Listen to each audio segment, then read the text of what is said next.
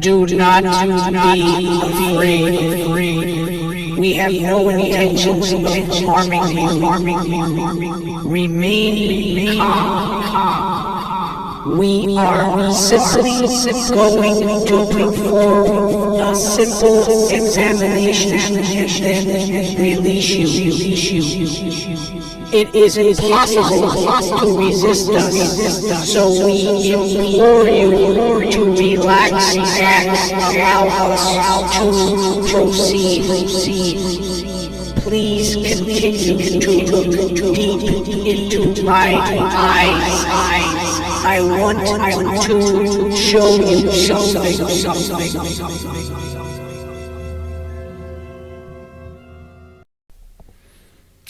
Oh, yes, we're all familiar with that scenario. But last week I was on Facebook and I saw this. This was from James Fox, a documentary filmmaker who made many good documentaries on UFOs, including 2020's The Phenomenon. And this is what he said. I don't usually talk about this because it's just a little bit out there, and I try to maintain a very conservative viewpoint publicly. And obviously, some of my personal beliefs might go beyond the comfort level of people that are associated with my filmmaking. And so I have to respect that, and I get it. You've got a lot more to lose.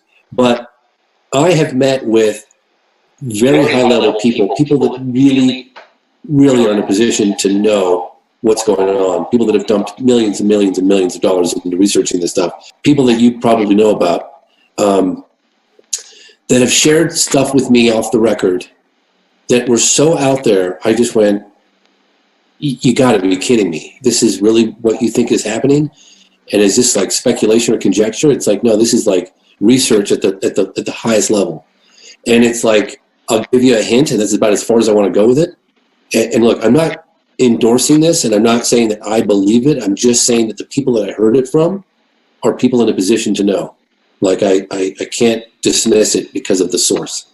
And he told me in no uncertain terms that they're walking among us. So there you go. They're walking among us. Anyway, that gave me that reminded me of a book that I read years ago.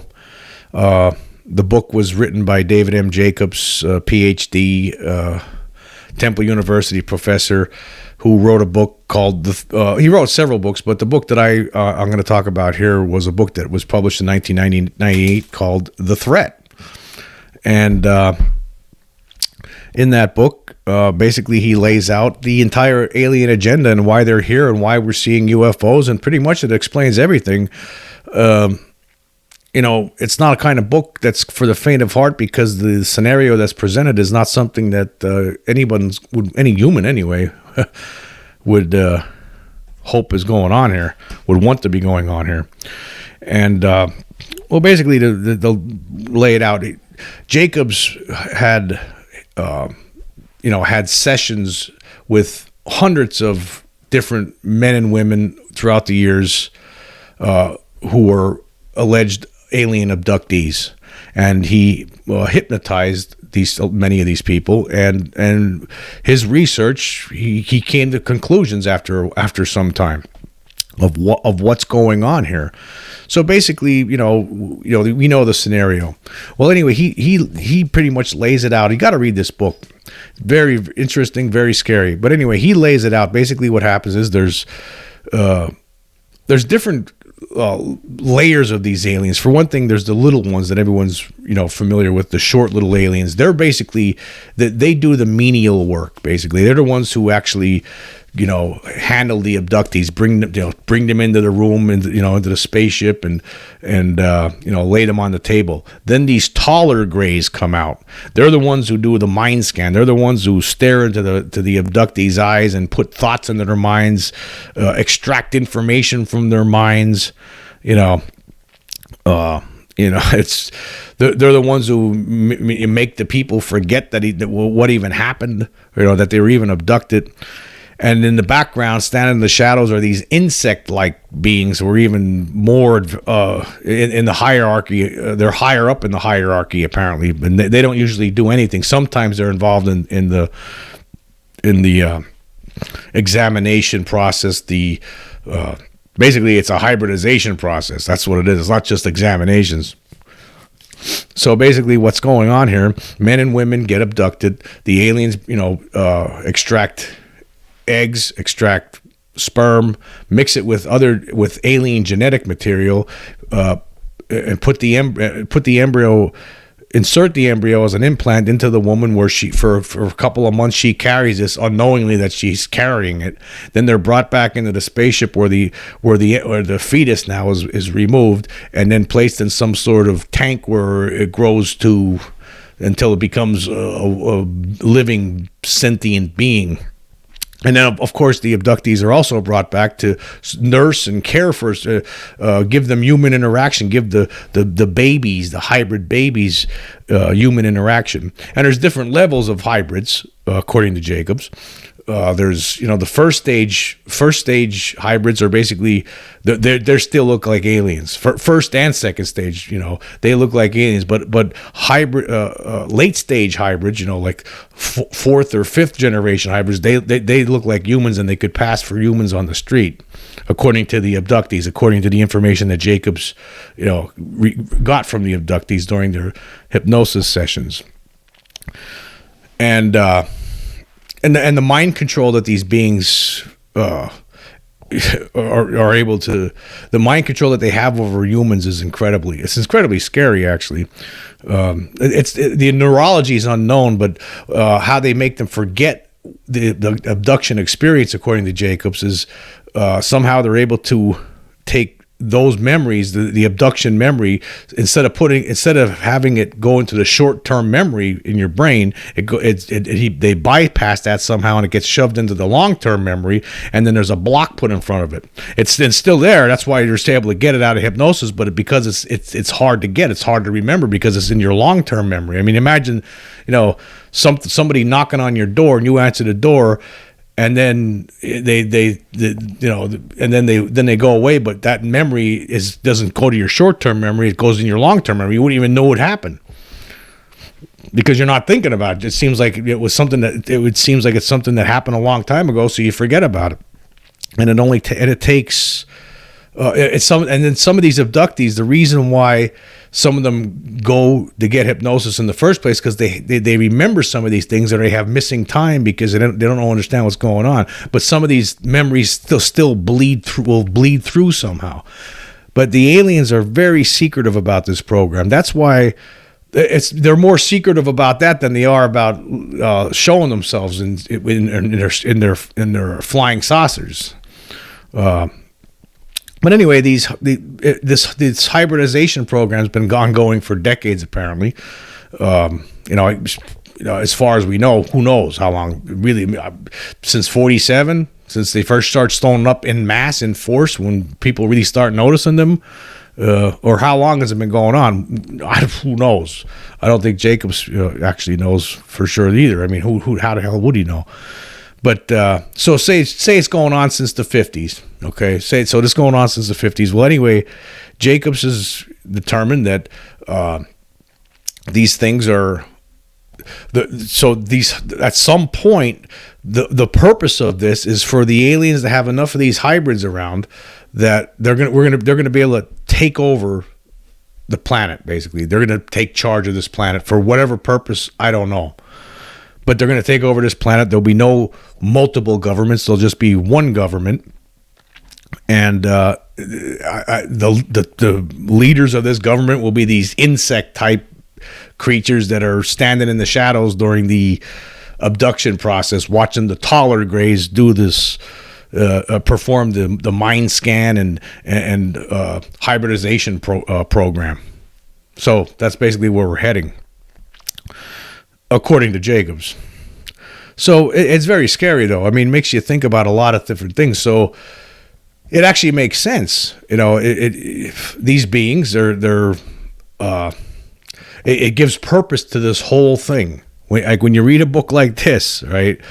and I just reread it again, and it just it's one of those kind of books. Actually, after you read it, you want to forget about it, but I think I did forget about it after I read it the first time. I can't think of this. I don't want to think about this. It's too crazy. But it is. It's very crazy and it's very scary. But when you hear comments from like what James Fox said, and you hear from other people that they're here, that they're among us, and this book that he wrote, The Threat, came out in 1998, and he thought at the time that this takeover was going to happen within either 5 years or 2 generations away. So that means it should be happening now, I guess. According to him, but he wasn't sure. So it could be happening anyway. From what he gathered from the abductees, from the abductees talking to their alien abductors, is that the takeover was going to be in there's a gradual mode, and it's going to move to accelerate, and then sudden. There's going to be a sudden takeover. So I don't know what gradual is to the aliens. I don't know what accelerated means to the aliens, and I don't know what sudden means to the aliens. To us, I mean, sudden means boom, right now. Accelerated means okay, within the next couple of days or weeks, or months maybe. And gradual means over the course. To an alien, gradual could mean decades. Accelerated could mean 10 years. Sudden could mean a year. Whatever the case, that's the end game for the aliens, according to Jacobs, according to that book, is that the aliens are going to take over the world, and there's going to be one. There ain't going to be any more government. It's just one government, not governments, just one. And these beings are going to be in control. How they're going to change things, I don't know. What happens? Who knows? I don't know. But that's what's been going on, if it is going on. I don't know, but it does lay out an explanation. It pretty much, if this is true, it does really explain. It does explain everything. There's so many different things in this book that when you think about it. Okay, for instance, some people think that, well, the aliens are here to, they're concerned about the planet and they want to make sure that we don't destroy it. We don't destroy the environment by global warming or that we blow ourselves up with nuclear weapons. That's what some people think, that the aliens are here to give us a warning on that.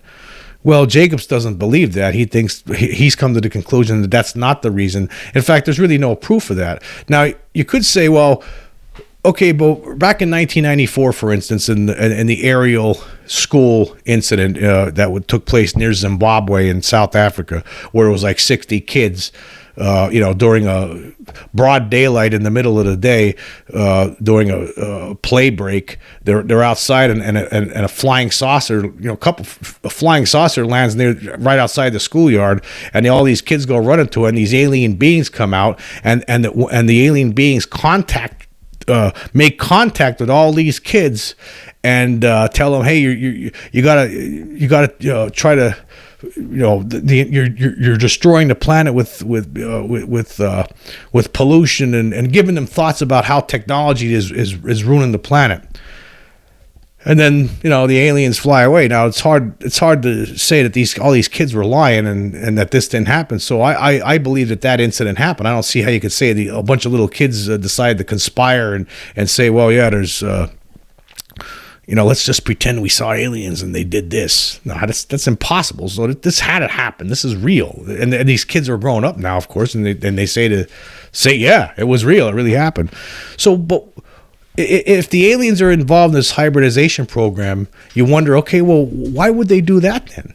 Well, I think the reason would be, if this alien takeover hybridization program is real, then the reason why they would do that is like to send out a false flag, to basically send UFO researchers down the wrong path. Because it really does. You don't really hear like stuff like that happen all the time. You don't hear, hey, aliens landed near a school in other places just that one time. They landed and basically it has everyone scrambling and thinking, well, sounds like they're here for a good purpose. Yeah, that's to confuse everything, to confuse the researchers into this, and that's so that's because they don't want them to know about this takeover, this hybridization program that there are aliens here among us right now, and who knows if this is going on all these decades. I mean, this was 23 years ago that this book came out, and before that, all the years that went by before the book came out, and the hybridization program's still ongoing. Where are they at right now? I mean, that means, who knows how many beings could be among us right now that are not human, or part human, but not fully human, and are working to take over this planet, take control of this planet. We don't know. It's just a scary thought to sit around thinking about something like that. Now, the whole thing, like if you think about it, it explains everything. I mean, if this is true, what Jacobs lays out here, I mean, it explains why they're UFOs. You see them flying around. We don't know what they're up to. And none of it makes any sense. You see, like, you'll see just, somebody catches a UFO flying over some city in broad daylight, or flying through the, in the sky at night, takes a picture. Why was that UFO there? This explains why. That's why anybody would see it, because they're going back and forth and abducting people, constantly working on this hybridization program. Basically creating beings that are part alien, that have the ability, a lot of the same abilities as the aliens themselves, to basically read people's minds, scan their minds, to make them forget things that happened to them, and basically they could live among us. And who knows, maybe some of them are trying to, at some point, where they're going to try to become the leaders, or how is this going to work? I don't know. It's like Invasion of the Body Snatchers in a way, or even The Blob. I mean, if you look at the 1958 movie The Blob, not the remake, but I'm talking about the 1958 version with Steve McQueen. Now, The Blob, basically all it was this meteorite lands, lands in near some small town, and some old guy finds it and he breaks open, and this blob comes out, this mass, and basically eventually absorbs the guy, disappears. It keeps getting bigger. The more people it absorbs, it just keeps getting bigger and bigger. Basically, that's what this alien hybridization program is like. It's basically the aliens are slowly absorbing the human race until it becomes a different. We're gone, and we're replaced by new beings, half alien, half what humans used to be, and everybody's gone except we're replaced. We're basically getting replaced. We're getting absorbed. It's the same thing when you really think about it, and it's not a pleasant thought whatsoever. And another thing, like, it explains, if this is what's going on now, it explains why the cover-up is still ongoing, the government cover-up. Could be a case of the faction in the government at this point, and probably for years now, understands that that there is some abduction program going on, and they got to pretend that they don't know about it. That's why when people like me or regular people talk about UFOs and the government withholding information, they're like, please shut up, please shut up. The faction in the government, please stop talking about this. We're looking into it secretly. That could be a reason. So actually, people who are trying to uncover top secret documents and reveal what the government knows, maybe that's the reason. It's not that they want to keep it covered up from us anymore. It's that they're trying to. They don't want to show their hand to the aliens that are obviously among us. When you think about it, that's possible too, or it could even be something even worse. It could be that the people who are in charge are being either manipulated by the aliens themselves. The people in charge. Imagine this: if this is a possibility, if this is true, if the information in this book, the threat, and other books, that Jacobs wrote and other people have talked about, if that's true, if we're moving toward a situation where these aliens are going to take over, then they could have somehow, over this course of decades, they could have infiltrated the faction in the government, factions in the governments of the world, either by manipulating the people that are in charge of it unknowingly they wouldn't even know it, right? Manipulating those people, figuring out who those people are, manipulating them, making them keep this a secret because this has to remain secret or it's not gonna work, right? Or some aliens themselves could be part of be positioned in high places, and they're controlling the data from getting released to the public. But again, though, even here's the thing: at this point, with the technology that they have to do these kind of things, to have this sort of power over us, then really, what's to stop them? I mean, how could you stop it? I mean, if they if you read this book, you see some of the scenarios that these people, and the people that only remember this stuff after they were hypnotized. Okay, you're driving down a highway, and next thing you know, you're given some sort of suggestion to pull off to this dirt road. You don't even remember this part. You just later, like, you're driving down a highway. This is what you remember. You're driving down a highway. It's 1:00 in the afternoon, right? You should be home by 1:30, but you don't get home till 3:30, and you get home. You don't know, well, how did I lose all that time? You don't remember it at all. It's just there's no. All you do is remember driving down the highway, and then you're home. And you don't remember where that time went. You just, something tells you in your mind, well, I guess I just forgot. I must have lost track of time. And then you just move on with your daily routine. But when they get hypnotized, they remember. They're given some sort of suggestion, oh yeah, okay, you're going to pull off to this dirt road here. Then you get off, and you pull down a dirt road, and there's a flying saucer sitting right there waiting for you. The little ones come out, the little grays come out, escort you into the saucer. Then the big grays come out, stare into your brain, remove sperm or an egg, all right, or have you sit there and give comfort to hold one of the newly born hybrids and provide human interaction or whatever. I mean, if you have to read the book, the stuff that happens to these abductees is just incredible. And then you're all done. Then they put you back in your car, put you back on the highway, and you don't remember any of it, because these aliens have the power to make you completely forget. Again, somehow put these memories, instead of going to your short-term memory, throw them in your long-term memory, and then put a block in it. You don't remember it. So it's amazing what the power, the influence that they could have on us, if this is true.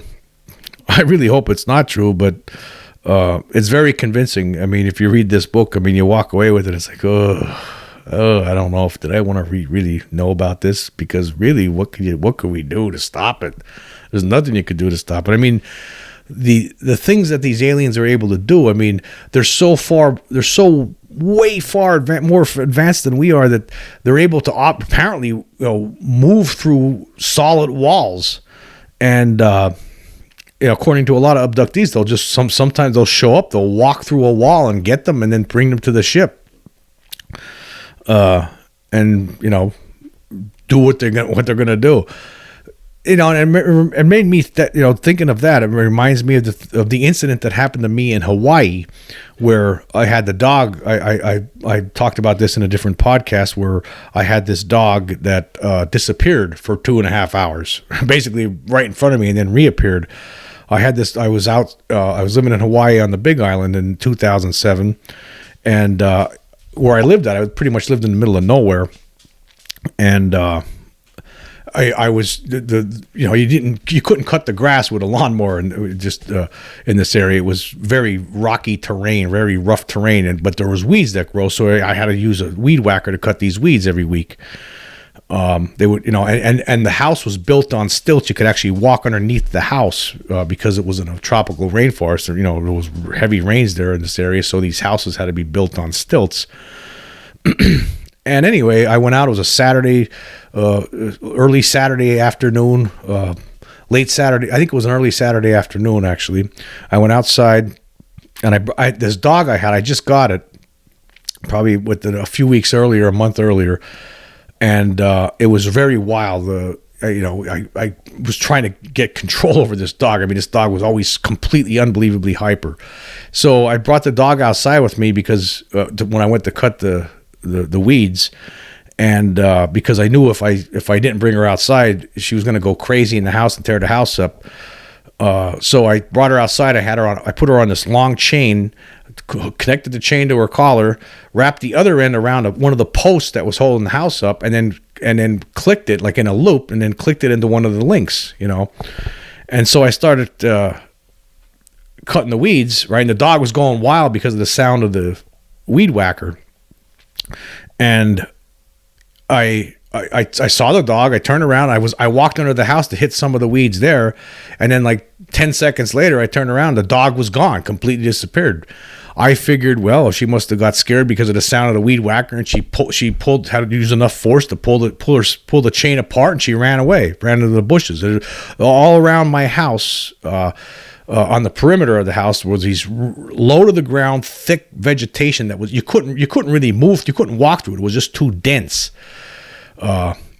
So I figured she either ran in there, must be on the perimeter somewhere. She's hiding in there, or she ran out to the road. I couldn't find her. I walked all around the house.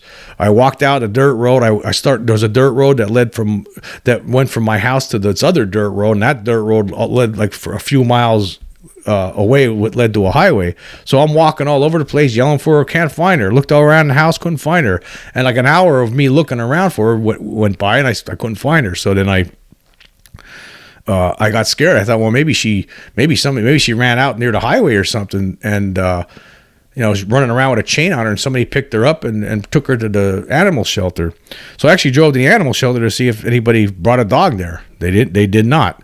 That met the description that I gave them. So I went back to the house, and I looked for another half hour looking for the dog. Couldn't find the dog anywhere. I gave up. I remember I sat down on the steps, and then right across from me, all of a sudden the dog, in an area I just looked in again, the dog just rose up right in front of me, and there she was, and the chain was still attached to her. So she couldn't have got for her, especially in this thick brush, this thick growth. There was no way she could have went anywhere. So I thought, wow, she's there. Here she is. I was happy to see her. But then the strangest thing, the loop at the other end that I had where I wrapped it, that was still intact. Like, how did that happen? So the other end was still like. And so I thought, okay, well, maybe there's a space along the post that I tied her to. I looked at the post. There's no space.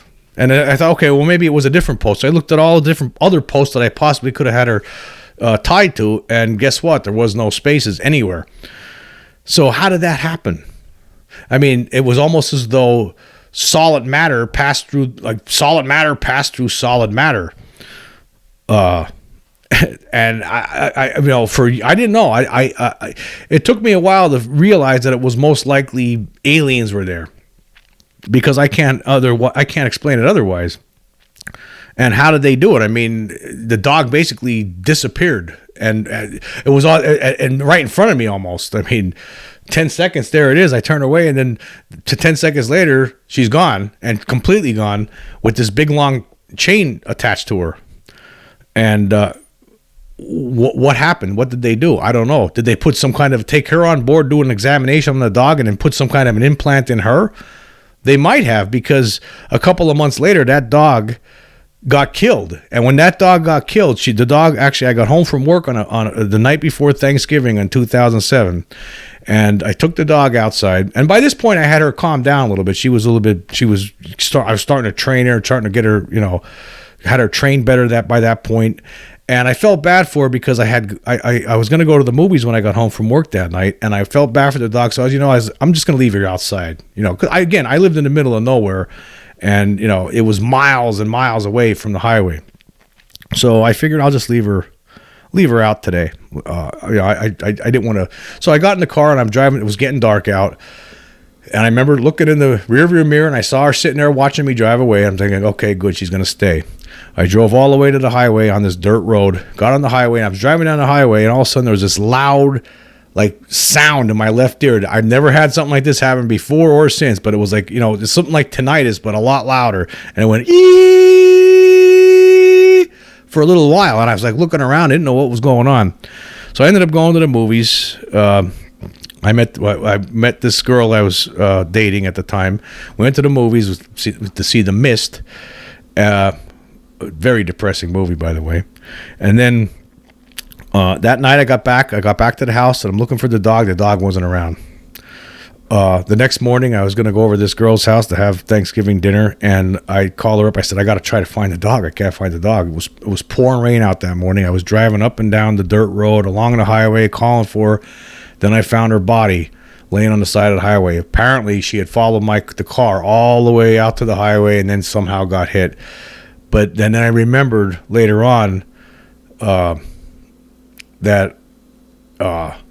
sound. Like, it would have happened. Like, I remember I was on the highway for a little bit. It would have been like, if that dog would have followed me all the way out to the highway, that sound with her getting hit, like, and that sound that coincided. You know, that's what it was, almost like a warning bell. Something was giving me a warning that this is happening or your dog's in trouble. I don't know. I can't explain it. All I could tell you is that I think these things apparently have the ability to move solid matter through solid matter. Okay. I mean, if you read this book, there's a lot of instances where not only do these things come through the wall, but sometimes they'll take an abductee right through a glass car window somehow. They'll make them float through it. How does that happen? Somehow they're doing these things. Somehow they're able to do things that you would think that it's completely impossible, but apparently it's not to these guys. And what are they going to do? I mean, they're going to take over at some point here, apparently, according to Jacobs. Again, I hope this isn't true. I don't know if it is. I don't even know if I want to believe it. I don't know if I believe it. I don't know what to say about it. But again, when you go back to listening to James Fox the other day, that they're among us, well, and that he's hearing that from some high-ranking person that he talked to, and he can't say who it is. Okay, well, if that's the case, then obviously there's nothing we can do about it. And who knows where this is all heading, and how does it happen? I mean, the takeover, according to Jacobs, is going to be when it does happen, it's going to be sudden. Like we're moving toward it. You know, there was it's a gradual. This whole program, it started off as gradual, then it moves into an accelerated stage, and then a sudden. Are we in accelerated stage right now? Are we moving toward that? Or are we still in the gradual stage? How many are there? How many beings that are walking among us right now are not human, are aliens? A lot of questions. And you know, see, the other issue I have, I formed my own beliefs over time that there's more than just one species of alien coming here, based on the descriptions by different people. Now, if you were to go by what Jacobs is saying, it seems like there's just a group. They all look somewhat similar, except for the insectoid type, the insect looking, the praying mantis. These praying mantises that are in charge in the hierarchy, and then you have these gray beings. So according to him, it seems like there's this group they're all working together. I was under the impression, I always felt like there was more than one species, so I always felt like there was many different things coming here. But I mean, that's who knows? I don't know. I guess I could be wrong about that. But based on different things, I mean, if you look at the beings that abducted the Pascagoula guys back in '73, the description of those things, they look like robots with these weird bodies. You never really heard about these things before or since. It was like, what were they? And then he ties it all together. He says, okay, then you have the Nordics. A lot of people talk about, there's these Nordics. There are these people with tall people with blonde hair, blue eyes. Well, according to Jacobs, they're the hybrids. They're the late stage hybrids. They're the ones who could fit into society with. And then it does make sense if you look at the Travis Walton. When he got taken aboard the spaceship in 1975. At first he saw these beings that were alien and he didn't like it, right? And then he got out of there and then he ran into some blonde-haired tall guy blue eyes that could have passed for anybody on the street, according to him. And he was the one, and then he talked at him for a bit. So was that all coincides with what Jacobs is saying here? That so there maybe it is one big, just one group of aliens that's coming here, and this is what you have the Nordics. This explains the Nordics. This explains the different kinds of beings that people describe. There's the short ones that people see, and then there's the short grays with the big eyes, and there's the tall grays that people experience, that people come in contact with, usually inside the spacecraft. And then there's the insect ones, which are usually standing in the shadows watching the whole thing. It's all scary thoughts. It's all scary thoughts, but it all makes sense. It ties everything up together when you really think about it. You read the book, The Threat, it really ties the whole situation up, like with a bow on it. It explains everything. This is why they're here, and this is what they're up to.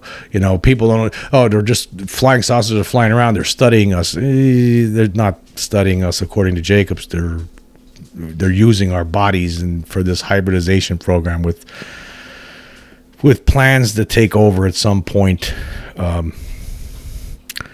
Anyway, have a nice day.